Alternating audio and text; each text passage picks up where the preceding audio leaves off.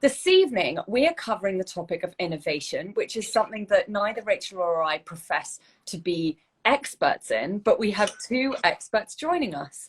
We hosted a roundtable last week, and they are two of our members who were on that roundtable. And they are Carol Hilsum, who is from Farfetch. She is the Senior Director of Product Innovation. And then we also have Jessica Graves. Now, she is the founder and the Chief Data Officer for Retail and Luxury at Sefleuria. They'll be joining us in about 15 minutes. So first of all, Rachel and I are just going to give you a little bit of context. Before we do, I just want to say a huge thank you to our sponsor, Klaviyo. We couldn't do it without them. We have been sponsored by them for just over a year now. They are an e-commerce marketing company for brands of all shapes, all types and sizes, from 111 Skin to Hummingbird Bakery to FashMash. We use them for our email marketing, and they really are so invaluable for us. From precision targeting, really good insights into our audience, and also brilliant experts who are on hand to help us if we need any ideas, or if we also just need general troubleshooting, which I'm sure many do with email marketing. If you would like to try them, just go to klaviyo.com/FashMash and you can have a free trial today. Tripping over my words on a Monday. Rachel, over to you. Well, today's topic, as you have mentioned, is all about innovation. And I think if we were to pick one single term that's been at the very heart of FashMash, this would be it. This is, of course, because we are a communicator dedicated to shaping the future of fashion. And that, of course, comes through tracking change and transformation. Innovation, then, whether it's about big tech or experiential marketing, or, of course, these days, all things sustainability related, is front and center in terms of what we are encouraging that dialogue about. In our 9-year history, that word, quite rightly so, I would say, has hugely changed. Obviously, when we started out, it was all about the digital revolution. That was our main focus. It was everything to do with e-commerce and social media.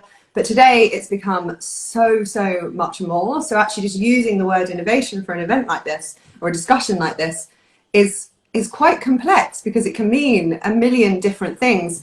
And that's kind of where we wanted to start, particularly given the fact that we're obviously not only in the time of pandemic, but in the time of the climate crisis. What does innovation mean, and how is it changing? So as mentioned, Rosanna and I are going to quickly share our headline thoughts on this, which is basically recapping the roundtable that we had with some of our members a couple of weeks ago. And then we're going to invite our two guests to join us. As ever, don't forget you can catch lots of these conversations back. We've talked about everything from sustainability and circularity to the reopening of retail post-pandemic and so forth. You can watch them on our IGTV, on our YouTube channel, and do make sure you also check out fashmash.co.uk, where you can see a recap of all of them in a lot more detail, as well as obviously sign up for our newsletter so you know about these things before they happen. What do you think innovation looks like in the industry, in the fashion industry today, in terms of culture? So for me, a word that kept cropping up, both when I think about this topic in general, but also on the roundtable, it is the word intrapreneur, not entrepreneur, intrapreneur. And the FashMash community actually has lots of these in its membership, to the extent that this time last year, when we were reviewing our membership criteria, intrapreneur is one of the key descriptors that we ask our members to see in themselves. It is also a characteristic that is absolutely integral for leadership to acknowledge and to encourage if innovation is going to be at the heart of an organization.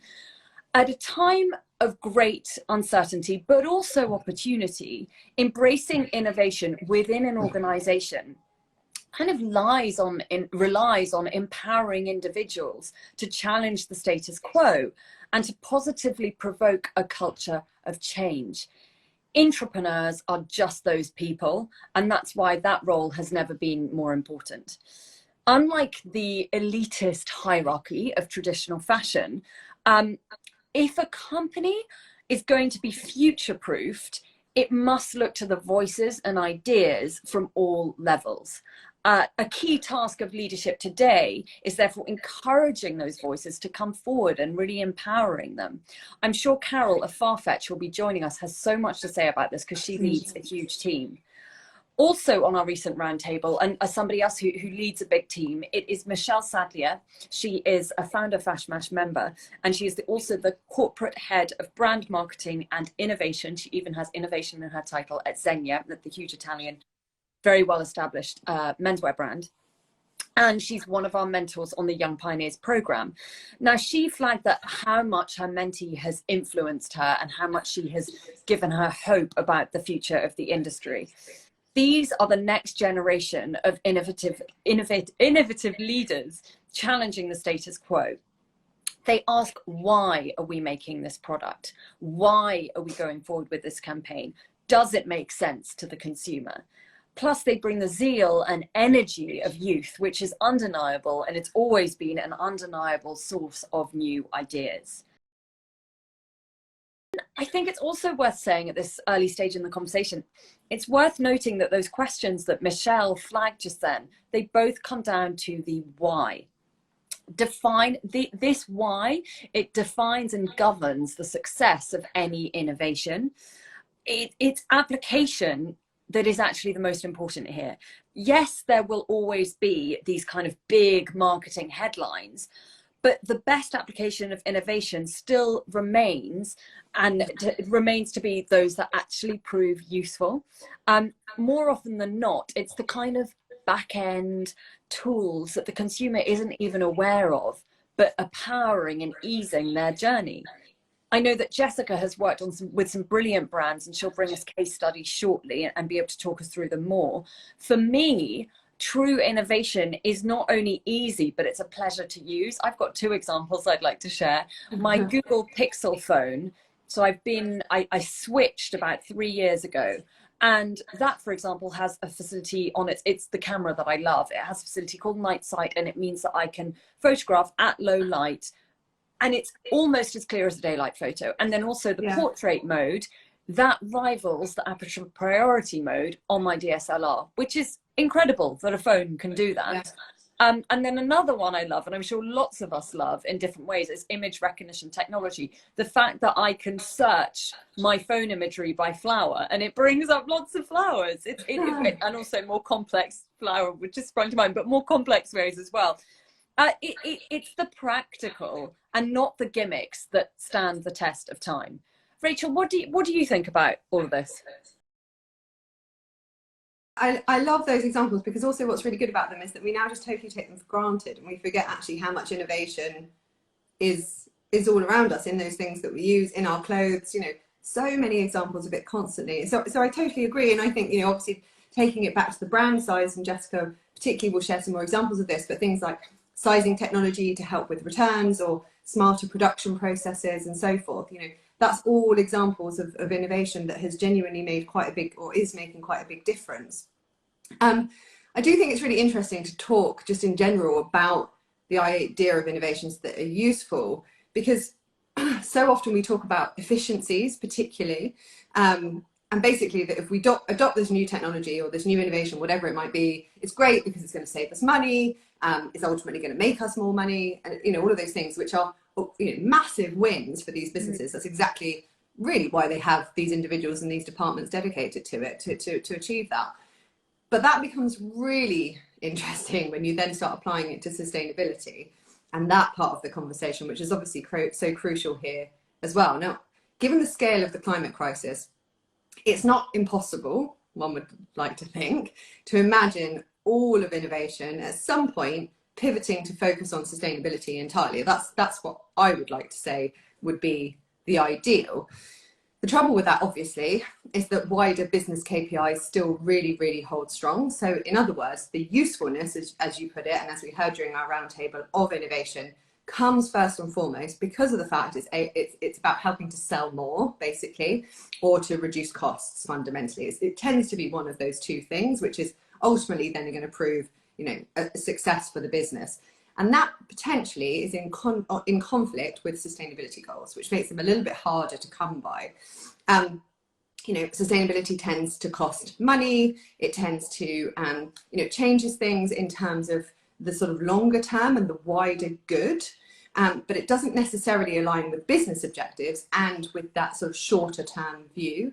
And that's one of the ultimate challenges of all of this, is that we need to have a longer term view on business success to be able to align with those sustainability targets in the first place. And actually to avert the climate crisis full stop, if we actually even want to have businesses in the first place. So that's what I find really interesting about this. And I guess the question then becomes, can we have the best of both worlds with this? And I think, yes, in some instances, there are definitely examples of innovations that can help us, for instance, to reduce waste. So therefore we save money while also continuing to drive profits, but doing something positive in terms of our impact on the environment. And we will start to see some of the business KPIs evolving. Of course, we have seen them in some businesses where sustainability targets and business KPIs are becoming more and more aligned, which is great. But I think the key here is that innovation alone isn't going to be enough for the sort of scale of what we need to do. And that's a really interesting thought. And it's definitely one that was like underpinning our roundtable discussion with our members. You know, they really argued that the need for change is not only hugely challenging when it comes to sustainability, but it's very, very costly. And as a result, it has to sit beyond individual organisations. Now, that idea of collaboration isn't a new one for businesses sort of playing in the sustainability space. We know that definitely, but I think more than that, one of the things that came up quite a lot was that we need to rethink not just individual businesses, but entire systems in the first place. And importantly, we need that idea of innovation to be accompanied more strongly by regulation above all else, which of course we've also touched on quite a lot in the past. And that's why I think this conversation is quite different. And then again, this is something that was touched on in quite a lot of depth to the digital revolution. I talk a lot normally about how the sustainability revolution and the digital revolution are very aligned in terms of the types of people that are involved and the mindsets and the willingness for change and the appetite for it, or the ambition for it rather. But back then, when you sort of start to break it down, 20 years ago, or even sort of 10 years ago when we first started up, things were really aligned in terms of business KPIs. You know, if you think about what we were trying to do with e-commerce and social media, there was huge incentive there because we knew it would drive business, and that's what we were all trying to achieve. And today, that's a really, really different playing field. So I do totally agree about that regulatory force being necessary. But I do also think it's quite interesting when you think about accompanying regulatory force with incentive, which government also needs to do, because then that actually brings that more in line again. And I do think we'll see that as a real sort of possibility. So yeah, lots and lots of things to play with there. And I think that role of innovation is so crucial, but it has to be sort of joined by these other things to actually truly make a difference in the way that we would want it to, and in the way that the industry needs to move. And I think one of the things, just to end this, and then we can bring our guests on, one of the things to say on a really, really positive note is the quote that Michelle from Xenia, as you mentioned, gave us at the end, which is sort of contributing to our Hope campaign, which you can see on our grid here on Instagram. She just gave us a wonderful quote that just really aligns with this idea that we need to sort of think a little bit bigger. She says, whether it's sustainability, innovation, or technology, I feel like we're missing a big wave of magic in the fashion industry right now. I'd love to see that again, and I'm sure it will come from the next generation, to your point, Rosanna. I want to fall in love with fashion again in a way like we did when digital first hit our industry. So lots of ambition and motivation for it there. Such a good quote. I love that.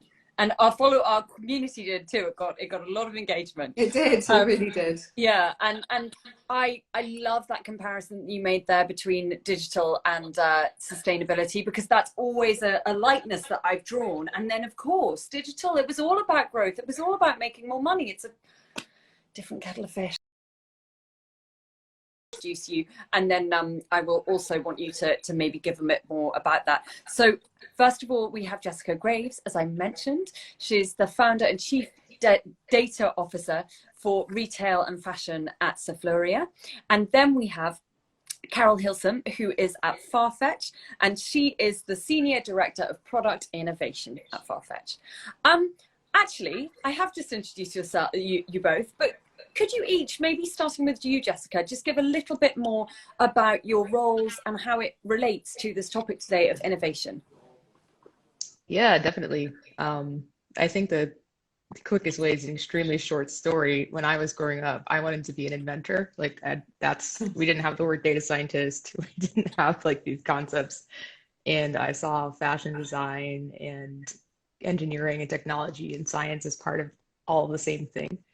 So for me, chief data officer is just, it's an easy way to convey to the industry what type of insights they can get from me.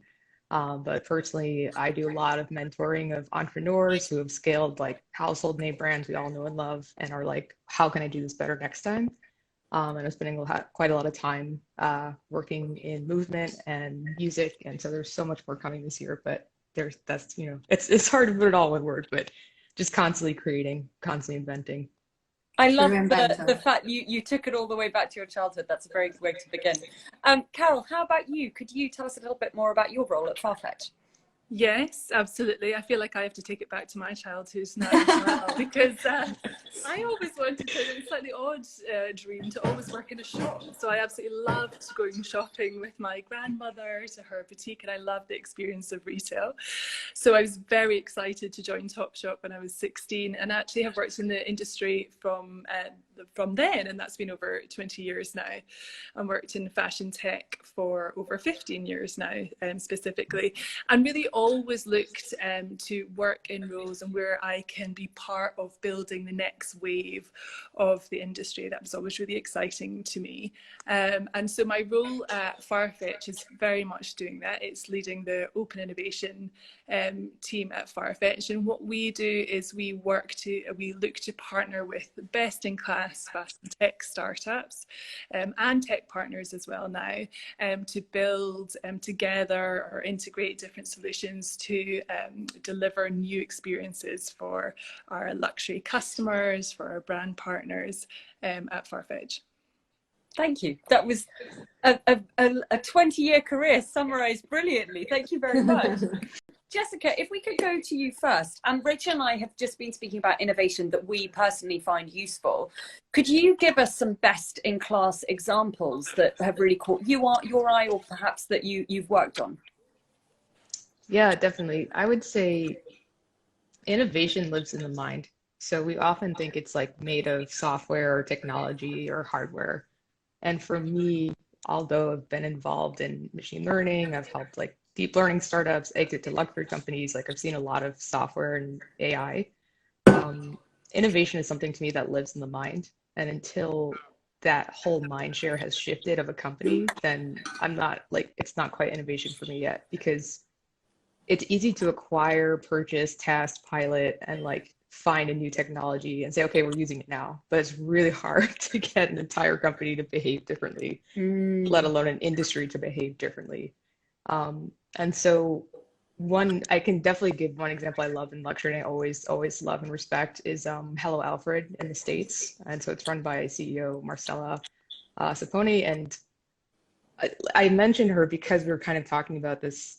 Where does the government and corporate and individual have to all have incentives to do the right thing? And she started her company, which is kind of a managed services company.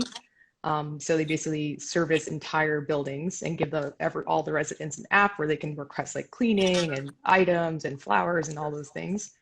And also gives a portal to like literally placing items in home. So in-home commerce, where someone literally delivers it into your house and like not, out the door.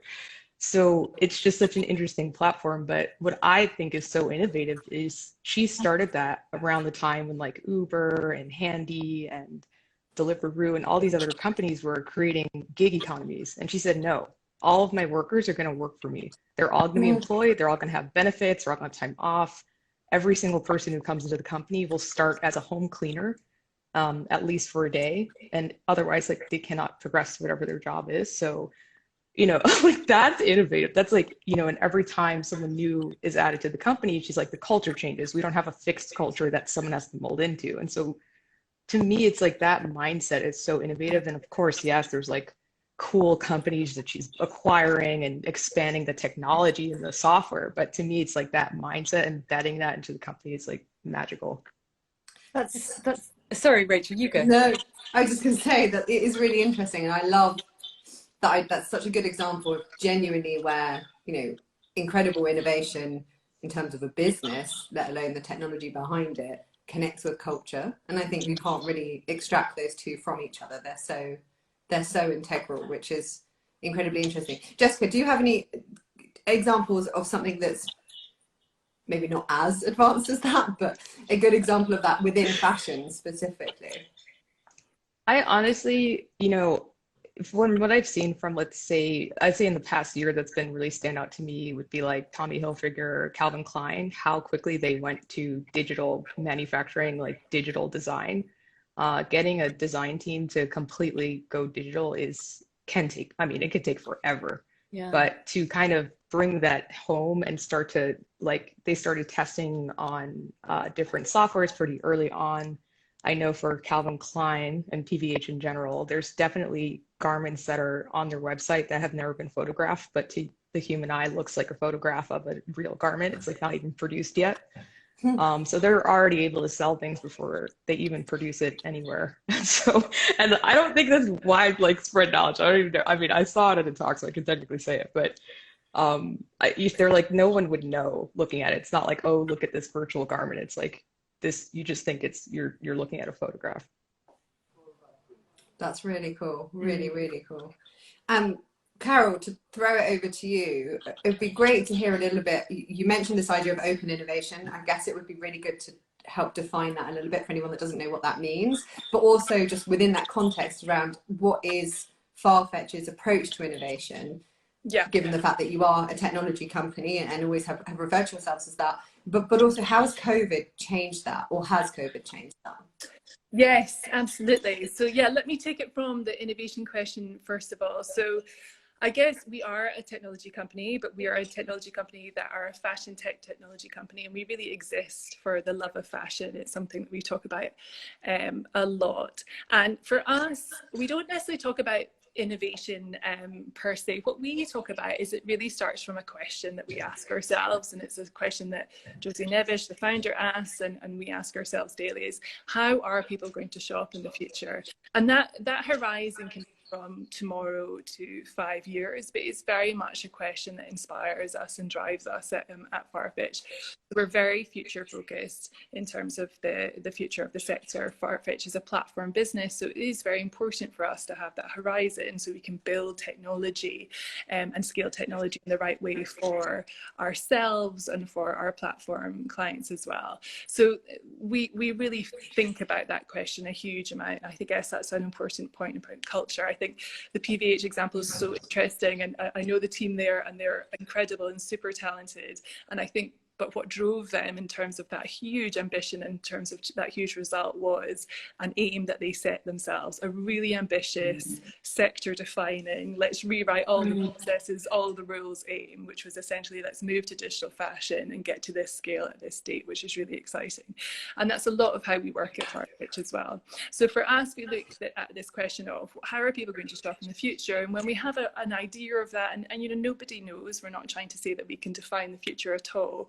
But when we let's look at the consumer trends, let's look at the technology trends, etc. Let's have a defining view of what that looks like. Then what we do is either we iterate our own current experiences through our product development teams. We build new products that will deliver solutions that will address those things, or we work through open innovation. So this is our an open innovation strategy is one in which you build by partner your experiences and services. And really, it's such an incredible time within the industry to be able to do that, because the fashion tech startup ecosystem is thriving and has been thriving for some time.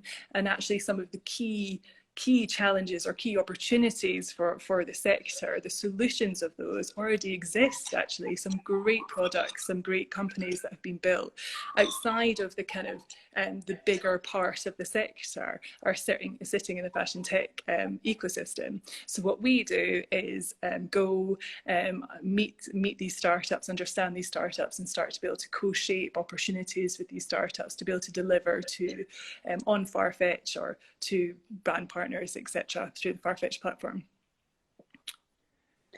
And I'm now going to pick up on that and ask you a couple more questions about Farfetch. How are you working? Because obviously, I think it is fantastic the way, as a company, you do nourish these startups and this innovation that's coming. I've just used the very title of our topic. This innovation that's coming through the industry. Has COVID changed that at all? How you work with startups? I think what definitely it's changed. It's been an ongoing strategy for some time. We've worked on this strategy for a few years now, really. I think what has changed is the industry's ambition and appetite for innovation and the type of innovation that we do. So the kind of test and learn, a bit more speculative, quite new, let's rewrite some things in the industry type of innovation. I think without doubt, for anyone running any company, I think the last 18 months has just been a huge lesson learned in forward planning and the future and the control that you can have on that. So the couple of things that we have seen are, for example, within our brand partners, instead of having an innovation strategy which is like one thing, let's just focus on this one thing, it's a far more of an exploratory type of strategy now. Either very wide or just very much up to into sort of testing and learning new things. So for me, it hasn't necessarily changed what we do, but it's definitely changed the demand for what we do. Yeah, the appetite for looking at 5 years ahead. Definitely, exactly, and testing for that now. And I think what a lot of companies have realised is where they had some of the strategies that they've had to implement really quickly, say like clienteling solutions, for example, for when their stores were closed. Maybe they had them on a roadmap, and what they've maybe realized is that didn't actually mean anything because they weren't actually working on it. And so what they suddenly realized was you can't just have these things on future roadmaps. Potentially you really have to be testing for them now, much earlier, so you can roll them out quicker. Yeah, and that's really interesting, that view of kind of what you're focusing on now, what you're focusing on the future when it comes to sustainability, which obviously we were talking about before you guys joined, and we discussed lots in the roundtable when we were all together a couple of weeks ago. I'd love both of your opinions on this in terms of where you think sustainability and innovation kind of sit together, and what role, you know, technology, I guess in this instance, can really play in terms of helping us reshape this industry according to the massive goals that we've got before us. Yeah, definitely. I think there's so many types of technology, and we're going to need all of them to make anything work. We have no idea how to recycle fibers. Like, we have a handful of companies on Earth who are working on that problem and making progress to the point where they could actually scale it to the number of goods. Let's say everyone stopped throwing out clothes forever. Like, even if we just had to process those, like, we're still like, you know, working on that. And then there's, like, we're talking about forecasting. It's like, how do you forecast if you don't know what next year is going to be like? And if you already weren't forecasting that well in the first place, like so many companies are not. I've seen things like 2% of data across a very, very large retailers is what's being used, and 98% is just sitting there. And so it's not even the future technologies, it's literally like, it might be an old statistics textbook from 50 years ago, but if someone used it and had the authority to make a decision, like, they could already reduce so much of the waste of what's overproduced. And then on the other side, I think people miss this like connection between technology, strategy, social and environmental goals, and they see them as separate things with separate departments, separate people. And how can you deliver on your sustainability goals if you can't even count things in your company? Like, how do you even know if it's working? You have no idea. Like, how can you have goals around social inclusion if you don't know your supply chain? Like, that just doesn't count. It's like, I don't know. And so you need all three of those things to be working. Technology, specifically, you know, data is extremely important. What you're collecting, what you're even allowed to collect in what country, like, it's all kind of woven together, but we like to kind of isolate those things. So for me, it's just about integrating across those strategies and understanding as an industry, like, we also can't just math our way out of it. Like, we might have to change our behaviors too. Very well put. Carol, how about you, this interrelation? Yes, I completely agree, actually. I think, in terms of where you look, certainly within the Farfetch sustainability strategy, we have very clear ambitions for 2030. And if you pick up on a couple of them, for example, it's about circularity. And to be able to create circular experiences needs a lot of technology to be able to do that. It's not really something that you can just build on a current process in retail. You're talking about kind of reverse engineering a lot of processes, for example, with the idea of older product coming back through your logistics platform, for example. Well, then how do you identify that product, and how do you put, you know, back data onto that product as it comes back through your PIM, for example? How do you give a value to that product, and then how do you kind of resell that product, for example? All of that really needs technology, new data sets, new understanding of the product, etc. So for me, it very much is hand in hand. We work a huge amount with the fantastic team at Farfetch that lead the sustainability strategy, because a lot of it is new ground for fashion, any kind of fashion company, even a sort of technology-based fashion company, in terms of the experiences and the processes to deliver those strategies. And as a final note, while we're on the sustainability topic, which I know is very close to all of our hearts and to our communities, Jessica, you had a brilliant metaphor on the round table, the moonshot. Could you tell us a little bit more about that and how you came up with that, I don't want to say theory, but idea? Yeah, definitely. I mean, it comes a lot from Mariana Mazzucato's book that came out this year, Moonshot Capitalism. And, you know, she talks a lot about how we need government and corporations to be collaborating on behalf of the public. And otherwise, the incentives are not really balanced to make a change that works for everyone. It's completely unchecked.